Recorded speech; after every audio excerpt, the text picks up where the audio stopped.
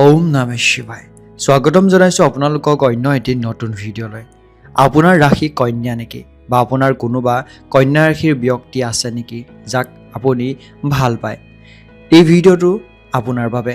কন্যা ৰাশিৰ ব্যক্তিসকলৰ বিষয়ে আপুনি এনেকুৱা কিছুমান গোপনীয় কথা বা নজনা কথা জানিব পাৰিব, যিখিনিৰ বিষয়ে আপুনি জানি আচৰিত হ'ব। আৰু এনেকুৱা কিছুমান কথা জানিব পাৰিব, যিখিনি কথা যদি আপুনি শুদ্ধ কৰে আপোনাৰ জীৱনত, তেতিয়াহ'লে আপোনাক কোনেও পৰাজয় কৰিব নোৱাৰে। আপুনি জীৱনত কেতিয়াও দুখত থাকিবলগীয়া নহয়। আপোনাৰ মনত হয়তো কেতিয়াবা প্ৰশ্ন হয় যে আপুনিয়ে সকলোতকৈ বেছি দুখী কিয় আপোনাৰ লগতে সদায় বেয়া হয়? যদি তেনেকুৱা ধৰণৰ প্ৰশ্ন আপোনাৰ মনলৈ আহে, এই ভিডিঅ'টো আপোনাৰ বাবে। এই ভিডিঅ'টোত আপুনি তিনিটা মূল কথা জানিব পাৰিব। প্ৰথম, কন্যা ৰাশিৰ সম্পত্তি অৰ্জনৰ যুগ কেতিয়াৰ সৃষ্টি হয়, কেতিয়া কন্যা ৰাশিৰ ব্যক্তিসকলে সম্পত্তিৰ সুখ লাভ কৰে। দ্বিতীয়, কন্যা ৰাশিক হৃদয়ৰ পৰা মনৰ পৰা ভাল পোৱা ৰাশিকেইটা কি কি, যাৰ লগত আপুনি ভালদৰে বুজাবুজি কৰিব পাৰিব, যাৰ লগত আপোনাৰ মনৰ মিলজুল হ'ব, যাৰ লগত আপোনাৰ আচাৰ বিচাৰ মিলিব। যেতিয়া আমি স্কুল কলেজ বা নিজৰ কৰ্মক্ষেত্ৰলৈ যাওঁ, তেতিয়া কোনো লোকৰ সৈতে আমাৰ সম্পৰ্ক, আমাৰ বুজাবুজি, আমাৰ মিলজুল ভাল হৈ পৰে। আৰু আন কিছু লোকৰ সৈতে এনে সম্পৰ্ক গঢ় লৈ নুঠে, যাৰ সৈতে আমি সকলোবোৰ কথা পাতিব পাৰোঁ। গতিকে এতিয়া জানো আহক যে সেই ৰাশি তিনিটা সম্পৰ্কে যাৰ লগত আপোনাৰ সম্পৰ্ক ভাল বা আপুনি যাৰ ওপৰত বিশ্বাস কৰিব পাৰে। তৃতীয়তে, আপোনালোকে জানিব পাৰিব যে কন্যা ৰাশিৰ লোকসকলৰ জীৱন সংগী কেনেকুৱা ধৰণৰ হয়। আৰু চতুৰ্থতে, আপোনালোকে জানিব পাৰিব যিটো মূল বিষয়, যে শনিদেৱৰ প্ৰভাৱ আপোনাৰ জীৱনত কি ধৰণে পৰে।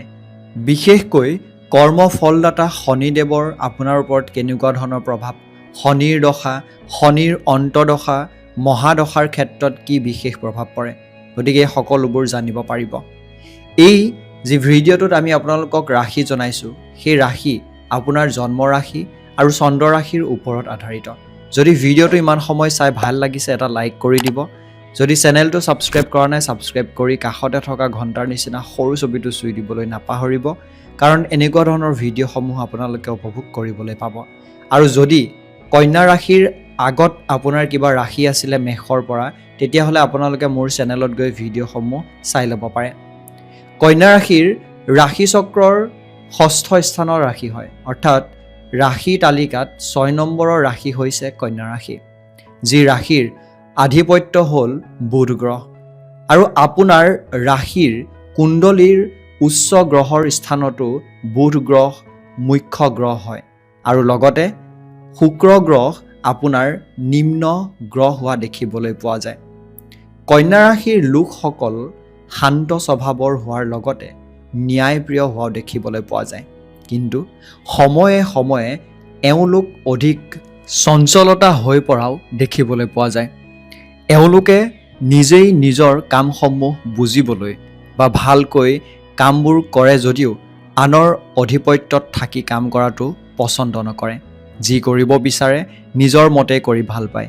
কন্যা ৰাশিৰ লোকসকল সকলোৰে প্ৰিয় হোৱা দেখা পোৱা যায়, কিয়নো এওঁলোক শান্ত স্বভাৱৰ হোৱাৰ লগতে সকলোকে নিজৰ ব্যক্তিত্ব, নিজৰ শাৰীৰিক ভংগীমা, মধুৰ বাণী, নিজৰ যি প্ৰতিভা আছে আদিৰ দ্বাৰা আনৰ মন, আনৰ দৃষ্টি এওঁলোকৰ প্ৰতি আকৰ্ষণ কৰি লয়।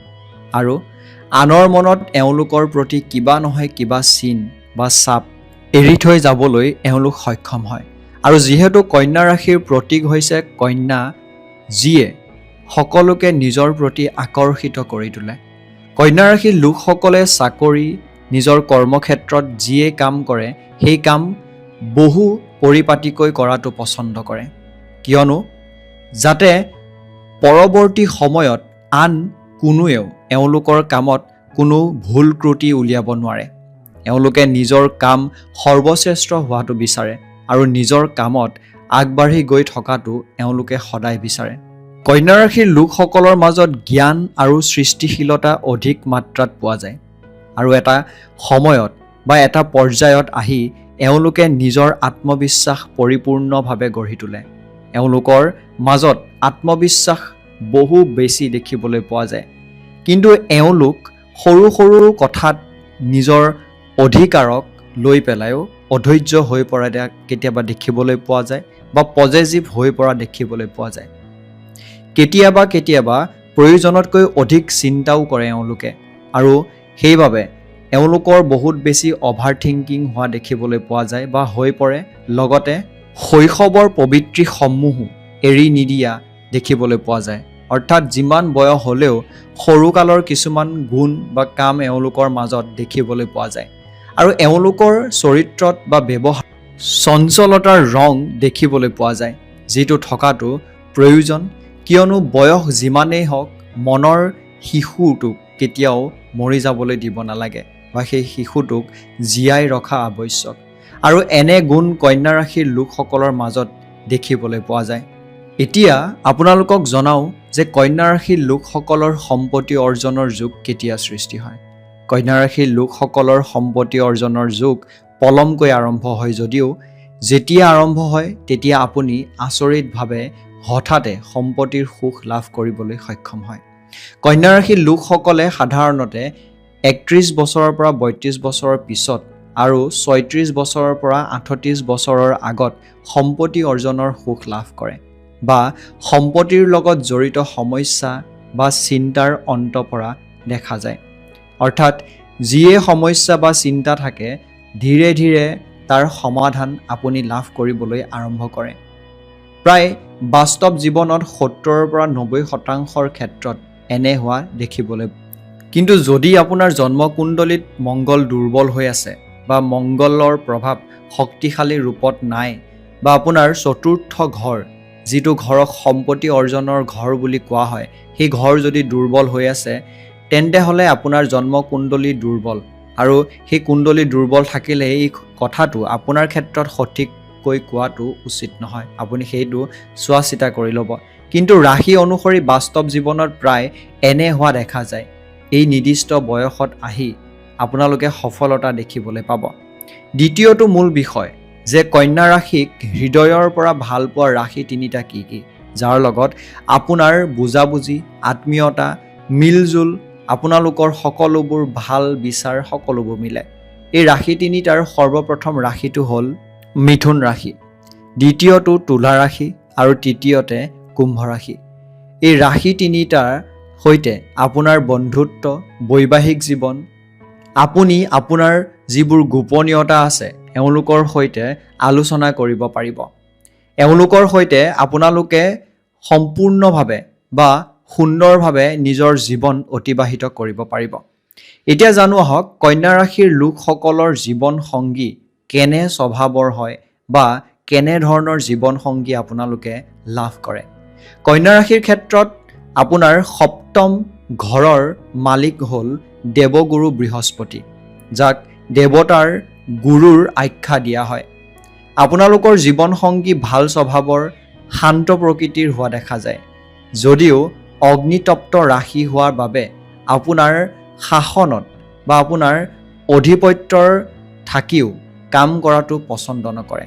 অৰ্থাৎ আপোনাৰ যি পত্নী হ'ব বা আপোনাৰ ফিউচাৰ ৱাইফ হ'ব, তেওঁ কেতিয়াও বেলেগৰ অধীনত থাকি কাম কৰি ভাল নাপাব। এওঁলোকে সদায় স্বাধীন আৰু নিজৰ ইচ্ছা অনুসৰি কাম কৰি সদায় ভাল পায় বা তেনেকৈ তেওঁলোকে কাম কৰাটো পচন্দ কৰে। আপোনালোকৰ জীৱন সংগীসকলে কাম কৰি থকাৰ সময়ত আন কোনোবাই আহি তেওঁলোকৰ নিজৰ মতামত সেই কামটোত আগবঢ়ালে বা ৰায় দিলে তেওঁলোকে বা সেই তেওঁলোকৰ বিষয়খিনিত জ্ঞান দেখুৱাই থাকিলে কেতিয়াও পচন্দ নকৰে। তেনেকুৱা মানুহ আপোনালোকৰ জীৱন সংগীগৰাকীয়ে কেতিয়াও ভাল নাপায়। এওঁলোকৰ বা আপোনাৰ যি জীৱন সংগী আছে তেওঁলোক জ্ঞানী হোৱাৰ লগতে সকলোবোৰ কাৰ্য বুজিব, আয়ত্ব কৰিব পৰা যি গুণ আছে তেওঁলোকৰ মাজত দেখিবলৈ পোৱা যায়। বৃহস্পতি চতুৰ্থ ঘৰৰ মালিক হোৱাৰ বাবে এওঁলোকৰ কথা বতৰা ভাল হোৱাৰ সুবক্তা, ব্যাখ্যা কৰিব পৰা গুণৰ অধিকাৰী হোৱা দেখা যায়। এওঁলোকে নিজৰ শাৰীৰিক ভংগীমাৰে সকলোৰে মন এওঁলোকৰ প্ৰতি আকৰ্ষিত কৰি তুলিব পাৰে। এওঁলোকৰ মাজত আধ্যাত্মিকভাৱেও অধিক মাত্ৰাত গুণ দেখিবলৈ পোৱা যায়। যিসকল কন্যা ৰাশিৰ ব্যক্তি আছে তেওঁলোকৰ মনত আধ্যাত্মিক গুণ বহুত বেছি। এওঁলোকে অন্ধবিশ্বাসী নহৈ বস্তুবোৰক বুজি লৈ নিজৰ বাস্তৱ জীৱনত সেইবোৰক প্ৰয়োগ কৰি চলাটো দেখিবলৈ পোৱা যায়। আপোনাৰ জীৱনসংগী বহু ভাল স্বভাৱৰ হোৱাৰ লগতে সকলোকে বুজি পায়, সকলোতে নিজৰ ভাৰসাম্য বজাই ৰাখে, নিষ্ঠাৰে নিজৰ কৰ্তব্য পালন কৰা ধৰণৰ হয়। যদিও সৰু সৰু কথাতে অসন্তোষ হৈ পৰা দেখা যায় আৰু জ্ঞান দেখুৱাই থকা ব্যক্তিক এওঁলোকে কেতিয়াও পচন্দ নকৰে। সাধাৰণতে এওঁলোক শান্ত প্ৰকৃতিৰ হয় যদিও যেতিয়া এওঁলোকৰ খং উঠে তেতিয়া এওঁলোকে নিজৰ জ্ঞান হেৰুৱাই পেলায় আৰু সন্মুখত কোন আছে সেয়াও পাহৰি পেলায়। এতিয়া জানো আহক শনিদেৱৰ প্ৰভাৱ আপোনাৰ জীৱনত কেনেধৰণে পৰে বা শনিৰ দশা, মহাদশা বা সাতোটি দশা আপোনাৰ ওপৰত কেনেকৈ পৰিব। শনি আপোনাৰ ৰাশিৰ পঞ্চম আৰু ষষ্ঠ ঘৰৰ মালিক আৰু পঞ্চম ঘৰ হৈছে সন্তান, শিক্ষা, প্ৰেম, প্ৰতিভা, বুদ্ধিমাত্ৰাৰ আৰু ষষ্ঠ ঘৰ হৈছে ঋণ, ৰোগ, শত্ৰুৰ। যেতিয়া শনিৰ দশা অন্তদশা চলে তেতিয়া সন্তানৰ সুখ শনিদেৱে আপোনাক প্ৰদান কৰে আৰু যেতিয়া শনিৰ দশা বা মহাদশা বা অন্তদশা আদি চলি আছে তেতিয়া আপোনাক অধিক পৰিপক্ক কৰি তোলে, প্ৰতিভাৰ বিকাশ কৰে আৰু দুঃসংগতিৰ পৰা আপোনাক সদায় আঁতৰাই আনে, কিয়নো শনিদেৱে আপোনাৰ ৰাশিক ৰক্ষা কৰে। আপোনাক আধ্যাত্মিক দিশত আগুৱাই নিয়ে যদিও আপোনাৰ বাস্তৱ জীৱনৰ লগতে সংগতি ৰাখিহে বা মাটিৰ লগত আপোনাক জড়িত ৰাখায়। পাৰিবাৰিক ক্ষেত্ৰত সমৰ্থন আগবঢ়াবলৈ কন্যা ৰাশি ব্যক্তিসকলে আৰম্ভ কৰে। শনিৰ দশা অন্তদশা আপোনালোকে কিছু দুৰ্নীতিৰ সন্মুখীন হ'ব লগা হয়, অৰ্থাৎ শনিৰ দশাৰ ফলত কেতিয়াবা হয়তো আপোনালোকে দুৰ্নীতিৰ সন্মুখীন হ'বলগীয়া হ'ব পাৰে, পৰিশ্ৰম কৰিব লগা হয় আৰু সংগ্ৰামৰ সময় আহি পৰে। আৰু শনিৰ সাড়ে সাতিত আপুনি আপোনাৰ প্ৰেম ভাল পোৱাৰ ক্ষেত্ৰতো সমস্যা আহি পৰা দেখা পাব আৰু যিয়ে অধ্যয়ন কৰিব তাত মনোযোগ দিবলৈ আপোনাক অলপ সময় প্ৰয়োজন হ'ব, অৰ্থাৎ পঢ়া শুনাত ভালদৰে মনোযোগ দিব নোৱাৰিব পাৰে বা অলপ সময় আপোনাক প্ৰয়োজন হ'ব নিজক ভালকৈ গঢ়ি তুলিবলৈ, অধিক পৰিশ্ৰম কৰিবলগীয়া হ'ব পাৰে আৰু ইয়াৰ লগতে আপোনাৰ খোৱা বোৱাৰ কৰাৰ ক্ষেত্ৰতো অলপমান গুৰুত্ব দিবলৈ আৰম্ভ কৰা উচিত, কিয়নো পেটৰ লগত জড়িত কিছুমান সমস্যা ৰোগ হোৱাৰ সম্ভাৱনা আছে আৰু আপুনি ভৰিৰ বিষৰ দৰে সমস্যাটো ভুগিব পাৰে। গতিকে আপোনাৰ শনিৰ দশা অকণমান বেয়া হ'লে এনেকুৱাখিনি সমস্যাত ভুগিব পাৰে। আপুনি সেইখিনি বস্তুক ভালদৰে চোৱা চিতা কৰাটো প্ৰয়োজনীয়। কিন্তু সত্য কি, জন্ম মৃত্যু কি, ভগৱান কি, পৰমাত্মা কি, জীৱন কি বা আত্মা কি, লগতে আধ্যাত্মক কি, তাৰ সঠিক জ্ঞান শনিদেৱৰ বা শনিৰ দশা অন্তদশা আপুনি লাভ কৰিবলৈ সক্ষম হ'ব। ক'বলৈ গ'লে আপোনাৰ ক্ষেত্ৰত ভাল প্ৰতিফলন দেখিবলৈ পাব। পুনৰ লগ হ'ম, তেতিয়ালৈকে ধন্যবাদ।